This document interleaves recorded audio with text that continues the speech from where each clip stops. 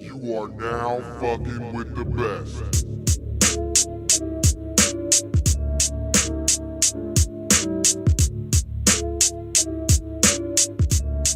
The following announcement has been paid for. StreetSmarks Audio proudly brings to you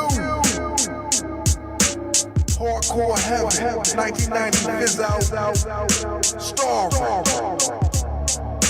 the Scourge of the IWC, Das Foods, Quadruple T, Too Cold Hollywood. We are controlling transmission. We are controlling transmission. We are controlling transmission. We are controlling transmission. Yes, sir.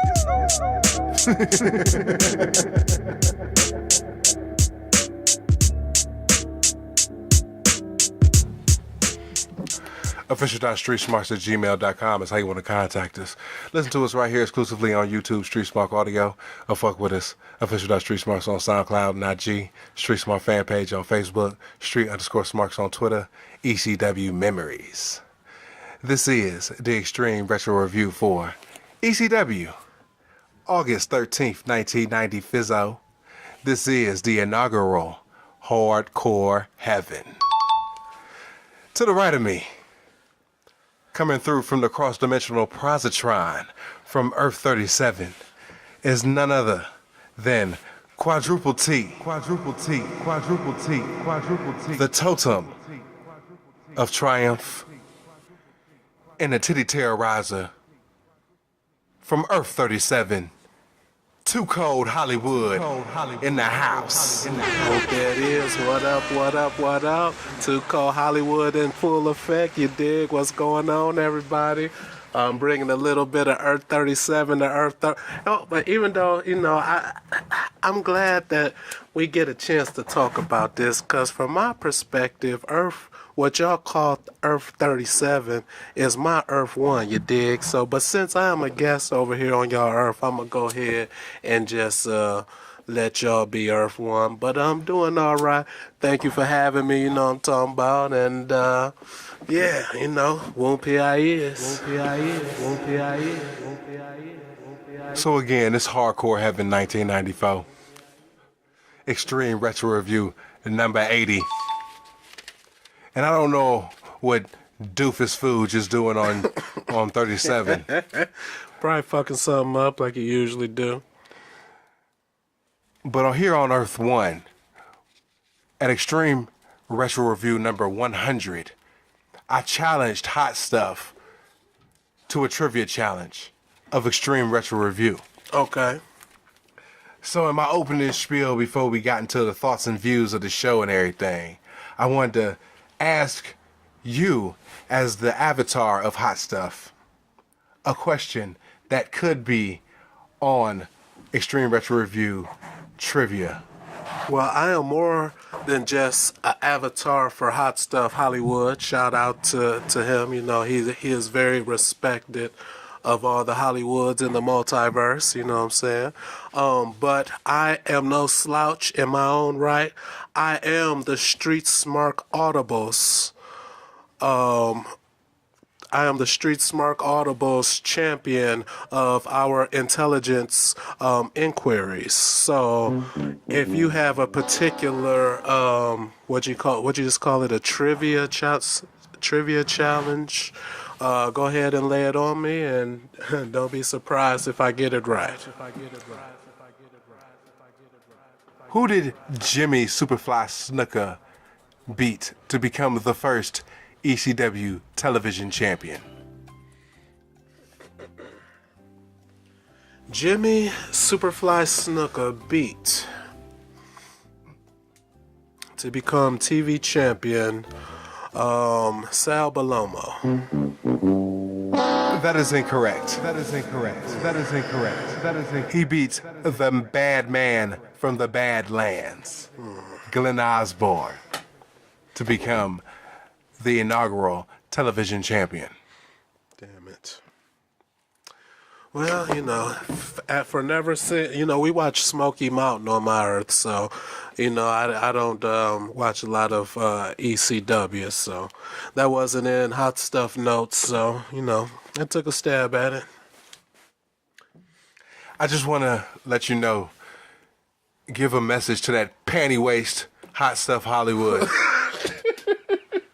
Come episode 100, when I thoroughly thrash him in Extreme Retro Review Trivia, that he will bow down and take notice that I am the Iron Man, the Shawn Michaels of the Broad Street Cyber Bullies. Now, I'm glad you brought that up, because I've been meaning to ask somebody, what does Paper Champion mean?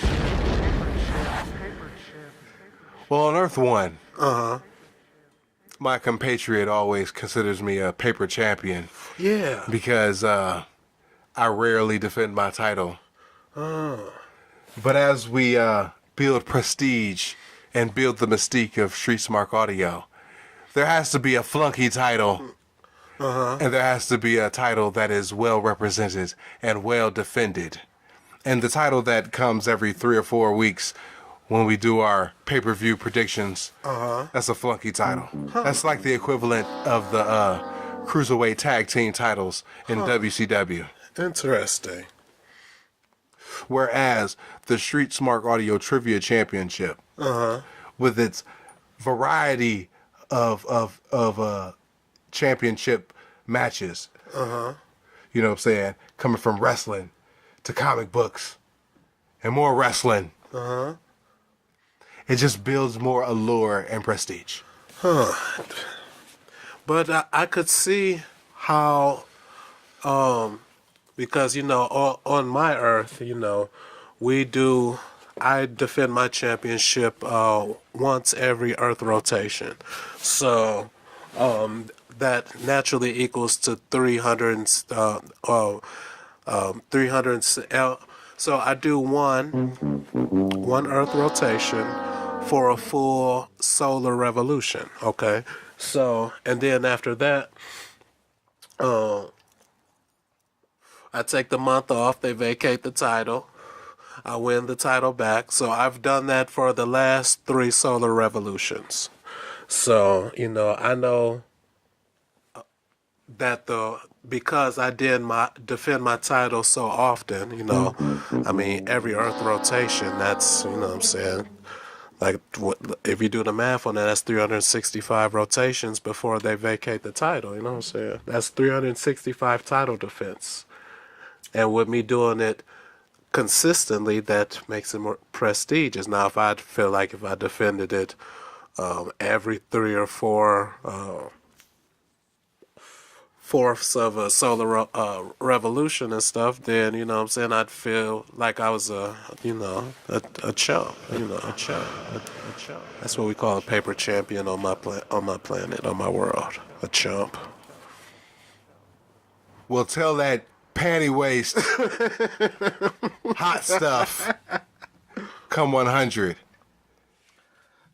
I will continue to reign as the StreetSmark Audio Trivia Champion. But on other regards, You dig? what are your thoughts and views of this show?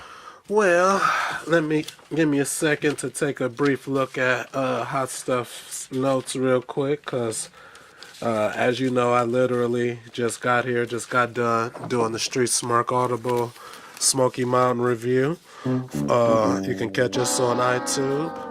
You know what I'm talking about? We drop a show every revolution. If you're ever on Earth 37, check us out. So yeah, apparently Hot Stuff thought this was a pretty mediocre show. He was very disappointed with the end. He wasn't too pleased with some of the finishes as well. But there was one potential match of the year candidate, he felt. And possibly 2 if the ending wasn't fucked up. So jerking the curtain, we got the Shah, Hack Myers versus the Ayatollah of Rock and Rolla, the Rock and Rebel.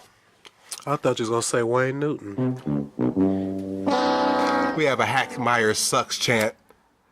Then we got the Shah punches Rockin' Rebel's the de facto face, but Shaw has his fans in the audience. Rebels play into the crowd with chops. Joey explains the reason for the match as Shaw gets chaired outside. So back on Heatwave, they had a tag match, and then they lost the match, and they almost came to blows, and then Rebel turned on Shaw. So that's the reason for this match. It was recounted by me and Hot Stuff, Extreme Retro Review, number 75. Check it out. Okay. There's a back inside for some stuff. The Shaw punches finally get over, and I note that they finally get over against the Ayatollah of Rock and Roller, Rockin' Rebel. I said the fans wanted to chant something anyways. Rebel with the cover, he lets up and adjusts himself right in front of the hard cam. They do an exchange. Shaw reverses in midair for the win. 1 star. I said there's nothing wrong with that opening match. Too Cold, your thoughts? So apparently, Hot Stuff thought something was peculiar about Rebel's vest that he had on. It's had a couple rhinestones on the front, and then Rebel spelled out on the back. It apparently looked a little fruity or whatever. But yeah, the ending, I just like, yeah, Shaw or Hack, whatever you call him over here. It confuses me because you call him 2 different names. But Hot Stuff wrote down Hack. So Hack Myers gets his ass whooped the whole match and stuff, and then one fluke move he wins and stuff. That just, it just doesn't really jive with me too well. So what did I give this? Oh, he said the best thing about this match was that it was fast.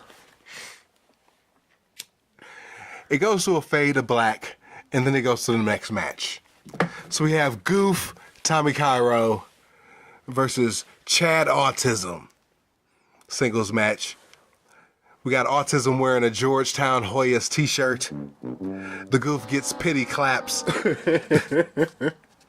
Chad gets crowd sweetening boos. We hear our Autism sucks chant. There's a test of strength. And immediately this match sucks. Nobody wants to cheer for Cairo because he has got his ass whipped over the last 3 months by the Sandman. And Chad Autism is Chad Autism with his flabby body and his goofy ass hair. And now he's working heel too.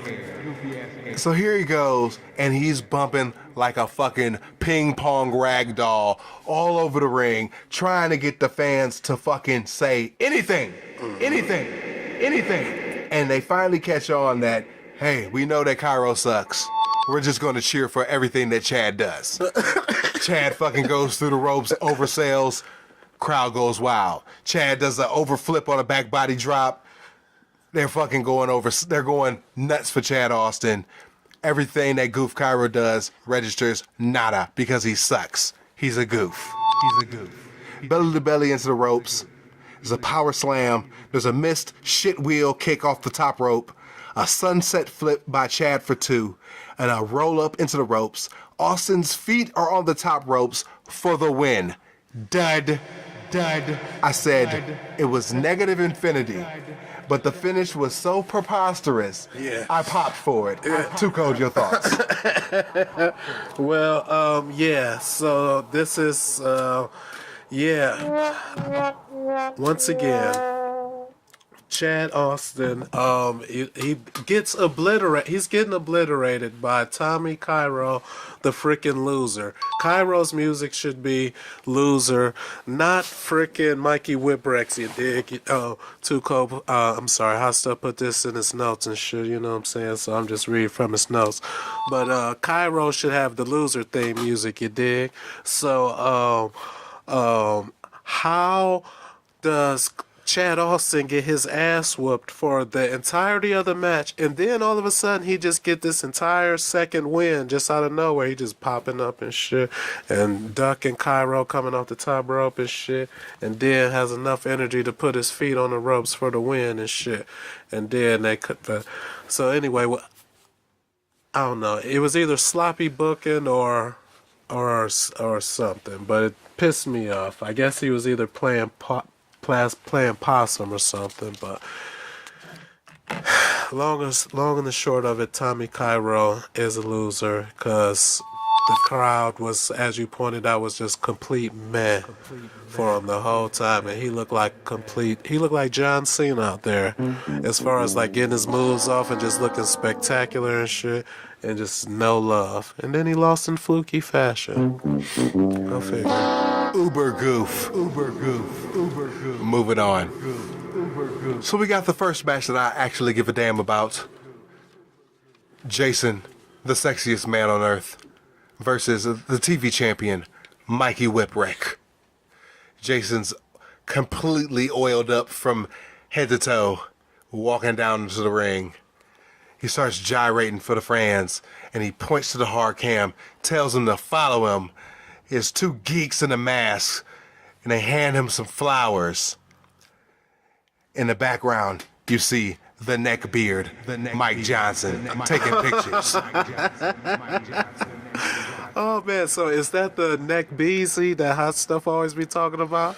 Absolutely. Oh shoot. Salutations, neck beezy. The crowd is chanting Mikey.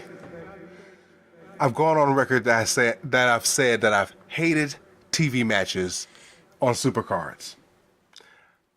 Given the build to this match, a man has the right to change his mind. I am completely, fully invested into this match right now, given the participants of the match. They do the big match intros. Jason's up early. The crowd's chanting Mikey. Mikey's stringing together some offense, and the crowd is popping even louder for every fucking sequence of moves. It's cut off by Jason with a kick. He does a front suplex onto a table. Jason drops a leg on Mikey through the table. Slow stuff from Jason. Joey starts to bury Jay Sully on commentary, asking if somebody had won, Joey would buy rounds for everybody. And then Sully brought in a list. Joey told me he couldn't afford all them drinks and shit. Mikey plays possum after a bit. They do a small package spot that the crowd gets hot for. Enziguri and the gut wrench. Dr. Bomb for 2. Jason throats Mikey onto the ropes. Outside stuff into the rail. Mikey with some chair shots. Mikey misses a crossbody back in. Jason brings a chair in. Mikey kicks, grabs the chair, KOs Finnegan, then hits Jason. Mikey hesitates. He gets the visual pin. There's no breath. Finnegan, clearly the fucking star of the match, struggles to a 3 count. Boom, boom, boom. And completely passes out. The crowd pops. Mikey jumps up. He's like, yes, I fucking won. He inches his way back to the fucking corner post. Pit bulls run in, grab Mikey by the feet, post him into the corner post. That was brutal.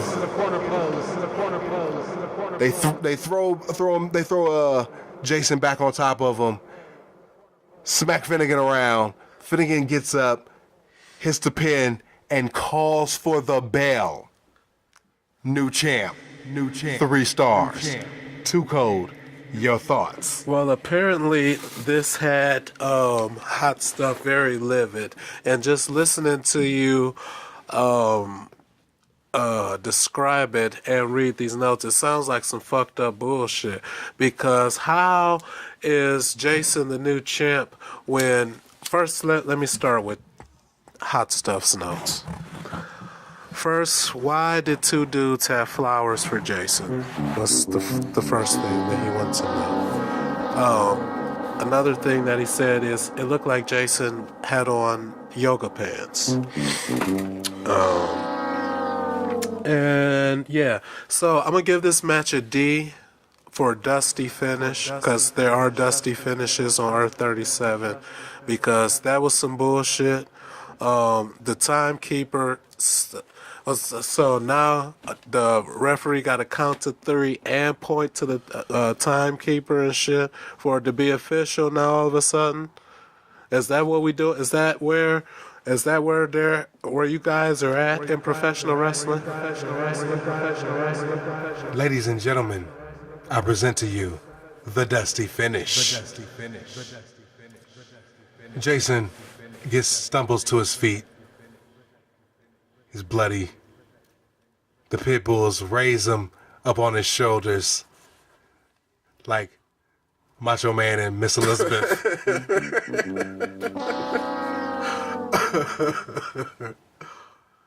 Taz and Snuka rush the ring immediately for the next match. So we have Tasmaniac and Snuka versus the Pit Bulls. Bonzo Gonzo, to quote the fat man Scott Keith, to start. Tasmaniac overhead belly to belly on number 2. Snuka goes up top for the Superfast Splash. Simultaneously, Taz hits a half Nelson on number 1. Pee-wee rushes in for the new ref. He counts the double 3 count for the huge pop. The Pit Bulls, once again, are neutered on the super card. Too Cold, your thoughts? Oh, Hot Stuff gave that match an A. An A for annoying, because that was a match that could have been, that could have had a little bit of teeth to it and stuff, and instead it just had some run-in shit. Superfly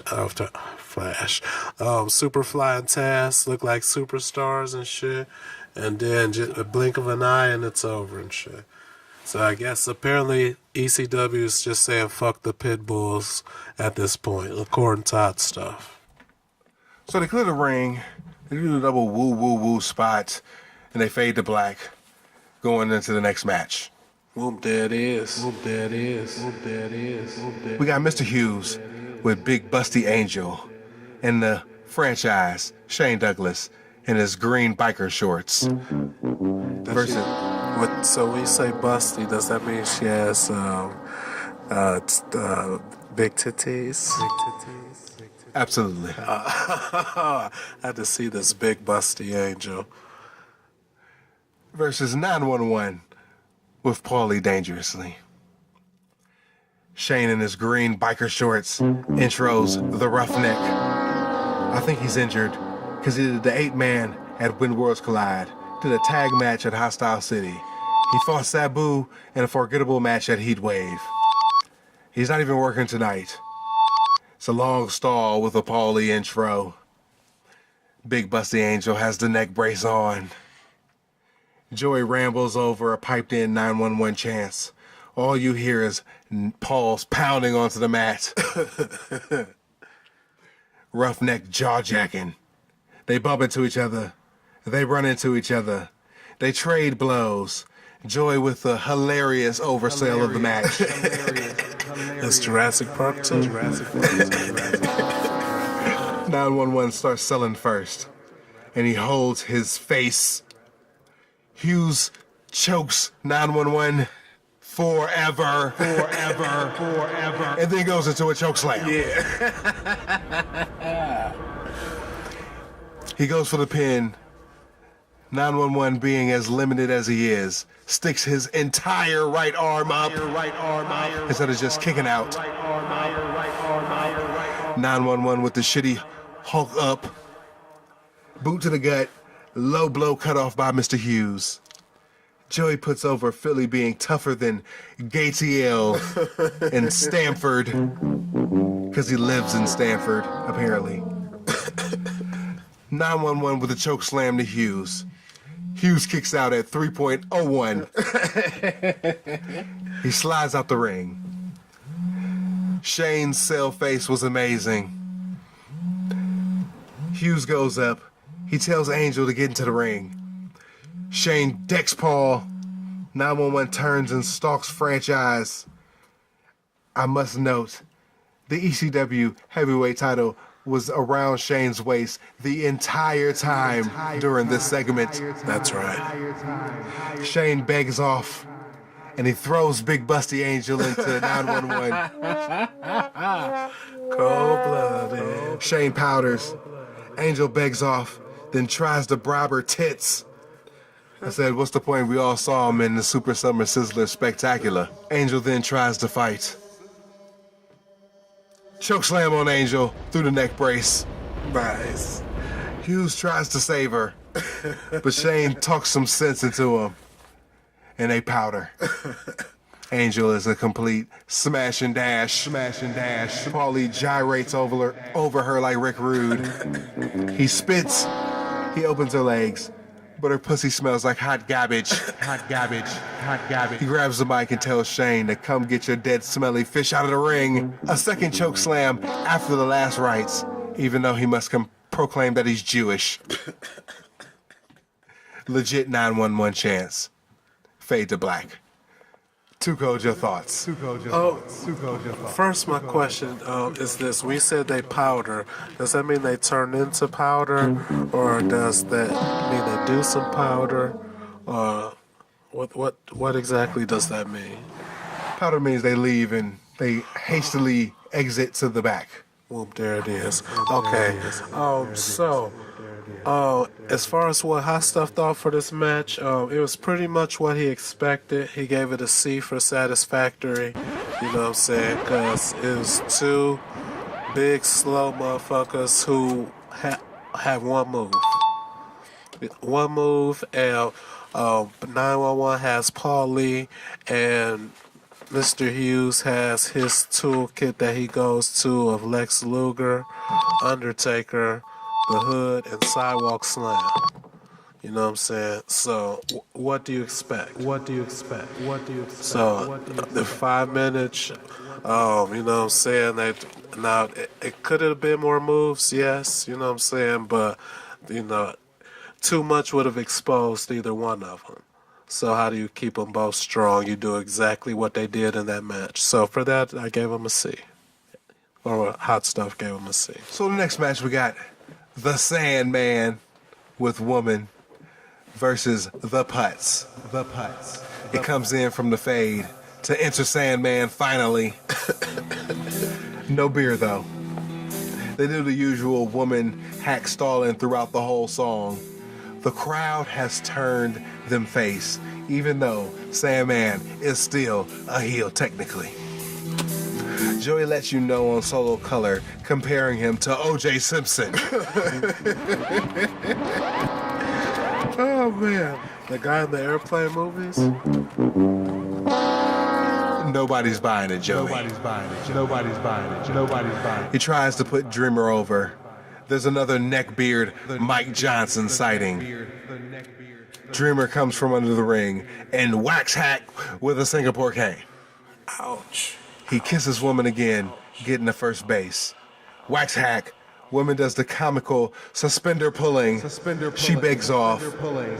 Sandman gigs, and Putz continues the beating. Putz decks the referee Jim Molyneux. Geek Ortiz botches the call. Hack for the dub by DQ. Negative infinity! Tommy snaps at Ortiz. He decks him to a pop. Ortiz tries to say it wasn't him. I'm sure he voiced his opinion. Tommy then takes turns hitting Hack and Ortiz. He picks up a second cane, yells, and the crowd still boos him. Every time he hits Hack, Hack's selling gets goofier. Everything Hack does is like, is putting him over. It's getting him over, I should say. You know what I'm saying? Because Tommy's over here hitting Hack with the fucking Singapore cane. Hack fucking flops up. You know what I'm saying? He hits Ortiz. Ortiz doesn't sell. He hits Hack again. Hack's fucking legs and arms flop up again like a goddamn goofy-ass Stretch Armstrong doll. He has his fucking keg gut on 1,000. It's ridiculous. So, Tommy powders. Woman comes into the ring. She likes a squally. She kneels down. She puts it in Hack's mouth. Hack with a delayed sell. Then the smoke starts to puff up into the ECW arena. The crowd pops. He gets to his knees, his face is bloody as fuck. And he mouths, "What happened? What happened?" Nancy looks at him. She mouths, I don't know. Hack shrugs it off, and they leave to cheers. I ask you, Too Cold, what happened in that match? And I answer it for you by saying that Sandman got more over getting his ass kicked than the motherfucker who was delivering the ass kicking. Your thoughts? So, a couple things. Tommy Dreamer and Tommy Cairo minus form a tag team because they can do whatever they want to do. They can whoop as much ass as they want. They can beat the fuck out of whoever they want. They can look as strong as they want to look and shit. And the fans will shit on them. So they should just go ahead and form their own little squad and get out the way and shit. You call them the Heatless Goobers. Oh, that's perfect. Second thought, Sandman's intro and that part where he played the Squally Undertaker was the best parts of the match. Outside of that, the rest of the match was pretty terrible. So, I don't know how you rate that. How do you rate an entrance and then a motherfucker coming back to life from hitting a Squally and shit? Like, you know what I'm saying? But, like, if it wasn't for that and shit, I would say what you know what I'm saying? Don't waste your time, shit. So at the time of 52:31, the following match starts. Bad Breed versus the Pubic Enema in the first ever base brawl match. The champs come out to slam. The Enema has some fans in the crowd. The announcer, not Geek Ortiz because he got his ass whipped in the match before, says the steps. The falls count only in the ring or anywhere else in the building. Way to punch it home, goof. I usually just talk about the match. I give some running play-by-play. Talk some shit. Moving on. But it's 52 minutes and 31 seconds, and this match is starting. The show is only 1 hour and 53 minutes in totality. Who the fuck did Bad Breed beat to warrant this type of fucking match? Bunch of nobodies. I had to go back and look. And Bad Breed beat up some jobbers like 3 weeks ago. That's all I remember. Matches fall count anywhere. Death match. You have to answer to the count of 10. Then you get a bat. But they do pinfalls too. So it's weird. So they do the count out deal gimmick, and they do the pin gimmick. Or you can get the bat. The crowd is fucking dead at this point because they have no idea how to work the stipulations. Like they're fucking killing themselves all over the arena. This first part of this match. There's more stall. Rocco on the mic, he powders. Axel wants them to bring their pussy ass back. Said nice English accents, goofs. Outside brawl, inside with some of the worst wrestling sequences alive. Rocco and Ian flip spot was exceptionally awful. At least the crowd is into it. Bad Breed sucks chant. I said Rocco and Ian aren't even in the same library, let alone the same page during the deathmatch spot. They do a doomsday device on Rocco. They call it the British Invasion for the 10 counts, and they get the bat. And then the match completely turns the fuck around. Rocco's in the motherfucking crowd. He's doing fucking sentons off the scaffolding. Motherfucking Grunge is bloody as a fuck inside the fucking ring. They're doing all types of shit. Makes no sense. It was like two completely different matches. The first part of the match was awful. The second part of the match was awesome. So they fucking Rocco chokes and pulls Ian over the table by his neck and rope. They're into the crowd. Ian's on the table. A sign guy dumps Ian. Visual pin, no ref. Axel and Johnny are both bloody messes as they go back to the ring. Drive by for the win. I gave it 2 stars. Death match was awful. As soon as the 10 count hit, it became a good, entertaining match. Joey blows the pubic enema. Fade to black. Too Cold, your thoughts? Let me tell you something. Looks like Hot Stuff gave this a O for oatmeal. You know what I'm talking about? It was physical. It didn't suck. It wasn't boring as far as a wrestling match goes and shit, but it was still kind of meh. You know what I'm saying? Just, you know, it's like I eat it, but, you know, I'd rather have macaroni and cheese. And for the reason why you're here on Earth One, the next match. Whoop that is. Too Cold Scorpio versus Sabu. Oh, yes, finally. My favorite wrestler and 16-time WWF champion, you know what I'm saying? Shout out to my hero, Too Cold Scorpio. Oh, man, I can't wait to see how he do. I didn't get a chance to watch this match, but let's see what Hollywood has to say. Oh, well, it looks like during the intro, Too Cold Scorpio came out with some of the sickest dance moves that you would ever see in the multiverse, you know what I'm saying? Because apparently he was getting it and shit, you know what I'm talking about? So if you wanna learn how to dance, I would start with the Too Cold Scorpio versus Sabu match, you know what I'm saying? Looks like it was a dope ass match. Both guys brought it. Too Cold Scorpio was cheated, unfortunately, you know what I'm saying? Due to the unfortunate interference by the nefarious ne'er-do-well Paul E. Heyman, you know what I'm saying? I see one thing is consistent between our two Earths, and that is Paul Heyman is a piece of trash, you know what I'm saying? I can't wait for the day he is out of Smoky Mountain Wrestling, because I am so tired of seeing him and dealing with him. And now I come to Earth One and here he is and shit, interfering with the greatest wrestler to ever. Who's the best wrestler on Earth One of all time, would you say?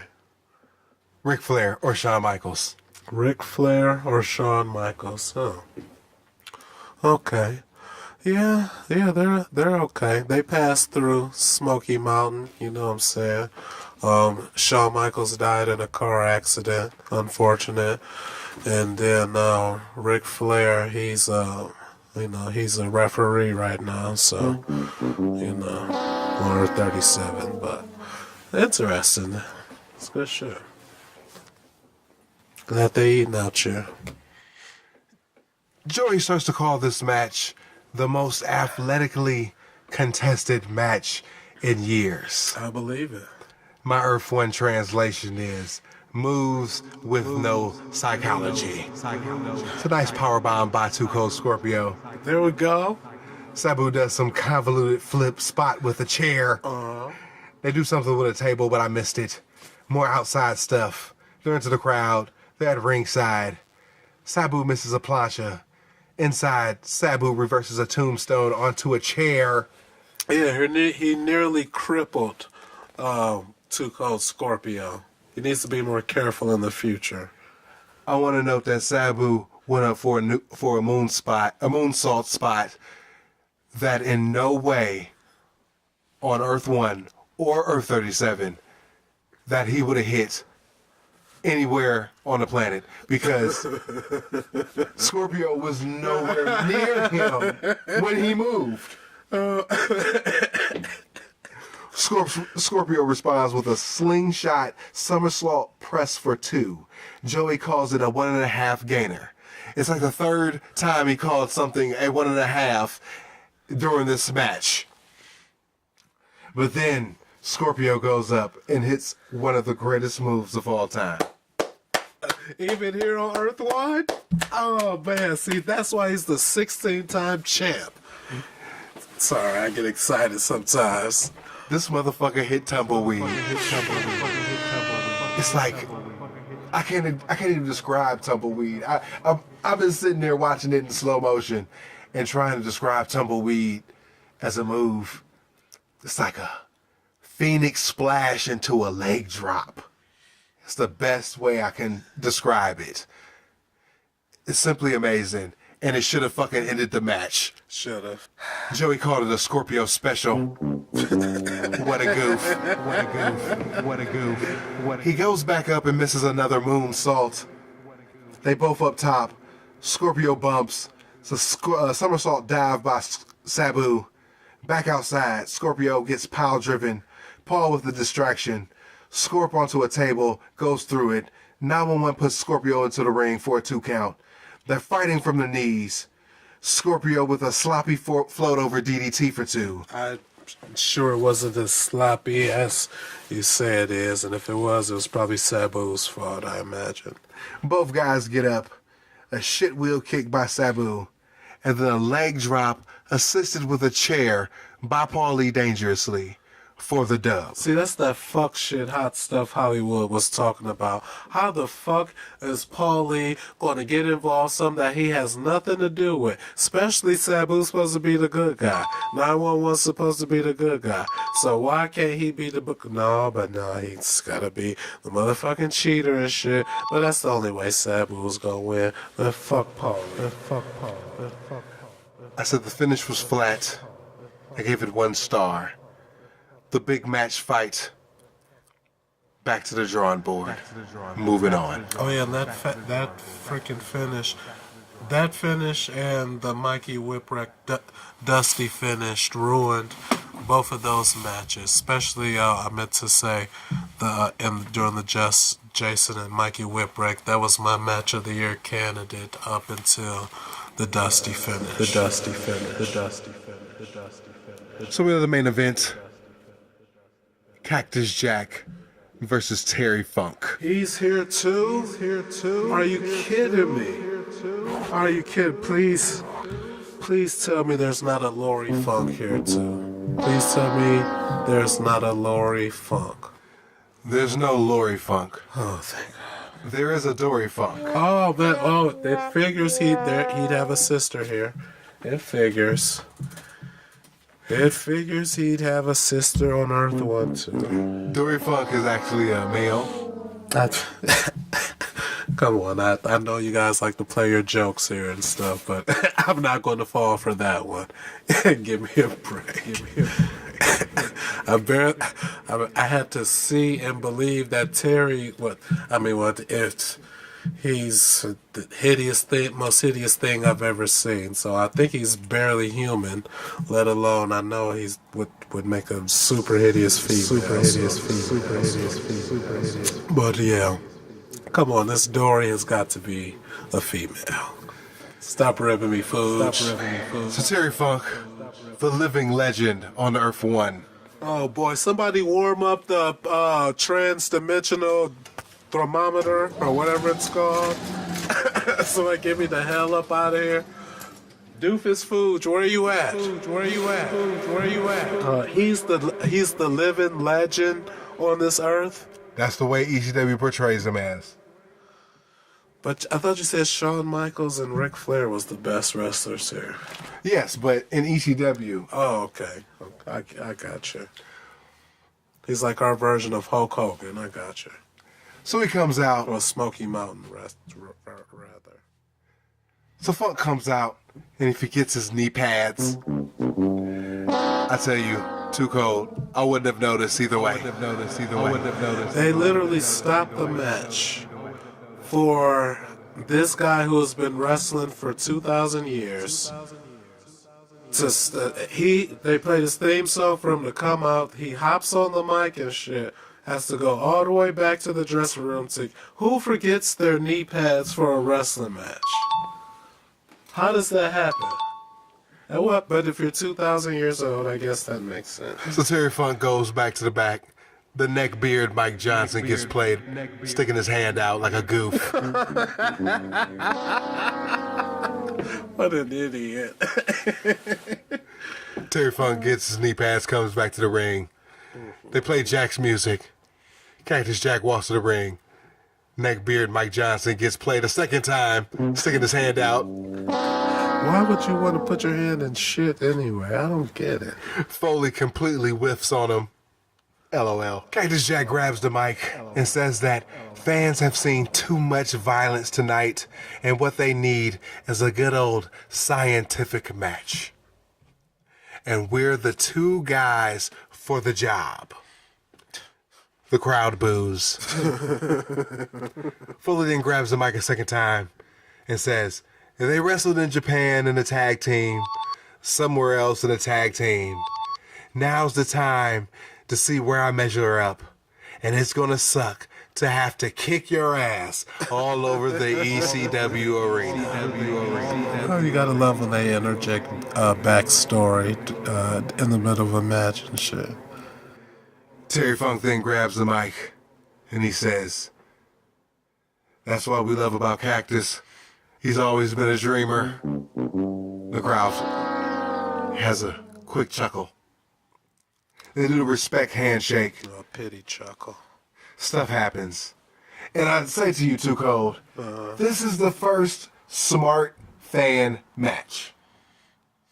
You know what I'm saying? Where the crowd is actually in on it. You know what I'm saying? Like, Cactus Jack Sabu at Hostile City Showdown, I mean, nobody really knew who Sabu was. You know what I'm saying? I would ask my counterpart if he was here. If in 1993, did he know who Sabu was? Because I had no clue. Yeah, I don't imagine that he would. Right, and I vaguely knew Cactus Jack through the TBS show. So, this match right here, Cactus Jack versus Terry Funk, is actually a match where the fans respect them. The fans are, they're you would say that they're smart darlings. Can't imagine. How can you respect a wrestler who forgets his knee pads in the freaking dressing room? Like, obviously, I'm not going to go through the laundry list of Earth 37 Terry Funk's misdeeds and stuff, but just this match alone, I've been here all of an hour and a half, and Terry Funk has forgotten his freaking knee pads in the dressing room. But he has his fans. He's the living legend in ECW. Oh boy, Hulk Hogan would crush this guy. They do some outside stuff. They're into the crowd. They go around the ring. But the Public Enemy run in to start beating up Terry Funk. The crowd boos. The Public Enemy try to throw Cactus Jack on to Funk to give him the cheap win. But Jack won't go.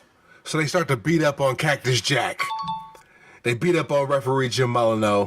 They force Mick Foley onto Terry Funk and count the pin. They boot and toss Jack and go back to working on Terry Funk. Joey doesn't understand. I concur. The Public Enemy powder. Jack and Funk break up and table and go after the Public Enemy. Joey signs off and they bring the Public Enemy back into the ring. So now only the fans in the ECW arena can see what supposedly is going on right now. They beat them throughout the arena, bring them into the ring, and make them pin each other. Then they ask for chairs. And they do the chair spot. It starts raining fucking chairs in the ECW arena. Funk gets hit with a chair. Yes! Oh, that was so freaking awesome. I watched it like 100 times. He stumbles to his knees and powders out of the ring. Jack immediately powders after him. The PE cover themselves with chairs. The geek announcers beg the fans to stop throwing chairs. I said, motherfuckers, you asked for it. You asked for it at Heatwave. Now you got the shit that you fucking deserved.